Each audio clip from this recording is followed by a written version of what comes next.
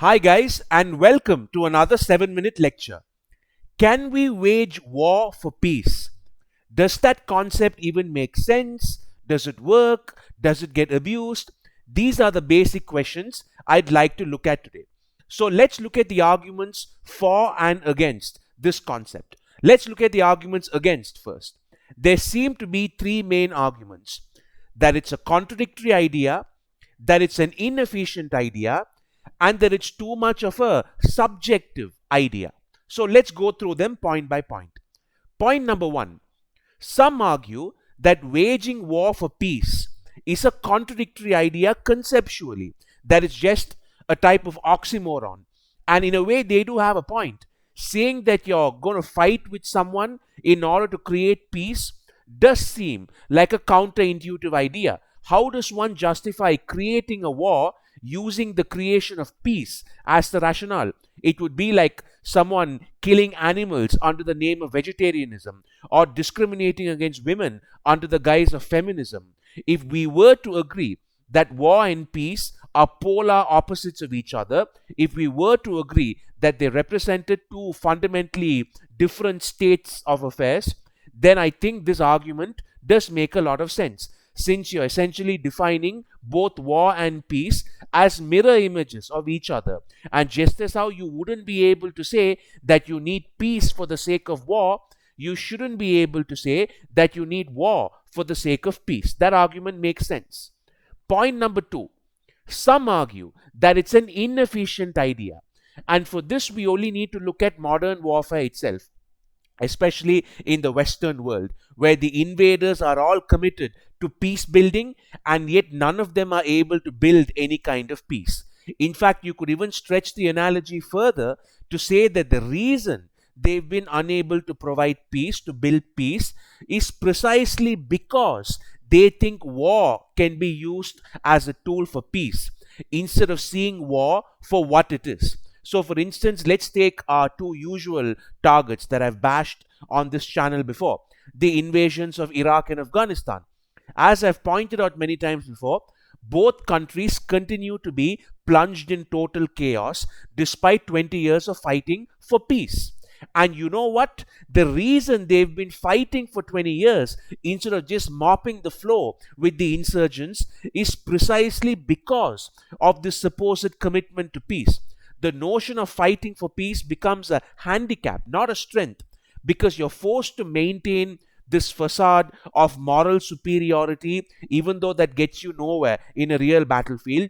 You're forced to maintain certain standards of human rights that the enemy doesn't. You're forced to impose a sense of accountability and transparency into your actions, unlike the enemy. So you just end up fighting badly and achieving nothing. Nothing when you fight wars for peace.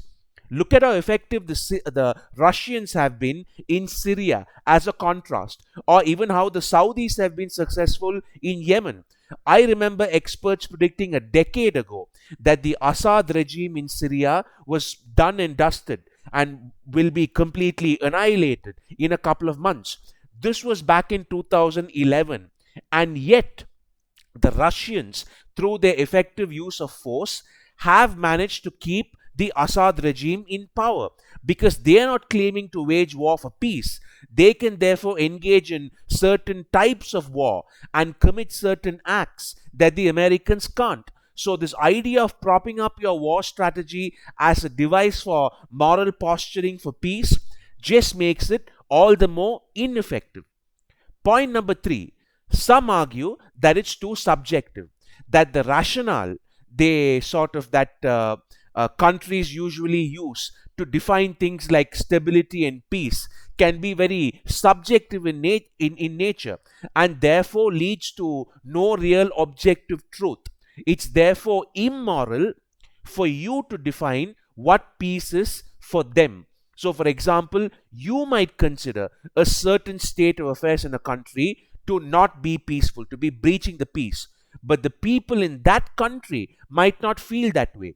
You might claim that you need to invade Libya for there to be peace in Libya, but the Libyan people might say, hey, we already had peace the way we had defined peace.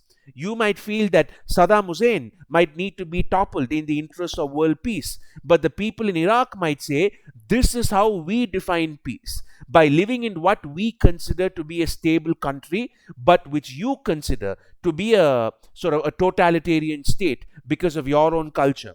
As you already know, most of you already know, I am not a moral relativist, but this is an argument made by a lot of people and therefore needs to be highlighted. On the other side of the argument, the people who say that wars can be fought for peace, there are obviously equally compelling points as well. There's the basic Nazi Germany analogy that everybody uses of what happens when you face a systematic mass murdering machine like the Nazis and a clear-cut genocidal campaign like the Holocaust. Would it be rational for us to argue that in a case like this, we shouldn't wage war? Isn't Europe enjoying the longest era of unbroken peace in its entire existence because the Allied powers stood up to Hitler and decided to wage war for peace?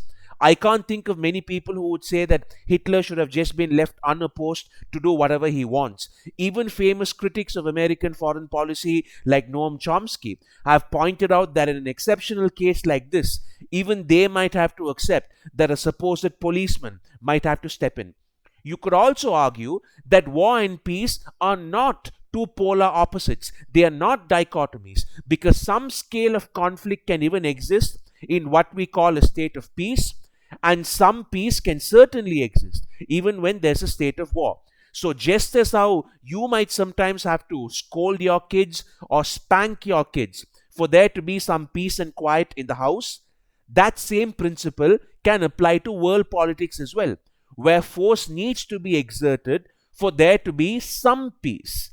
And the fact that it's been incompetently done, as in the case of Iraq or Afghanistan, that shouldn't mean that the concept itself is invalid. So tell me what you guys think in the comment section. As always, do you believe that starting wars for creating peace is a real thing and a genuine thing? Or do you believe that the idea itself is a contradictory and meaningless one? If you like content like this, please don't forget to share and subscribe. Thank you, take care, and I'll see you soon.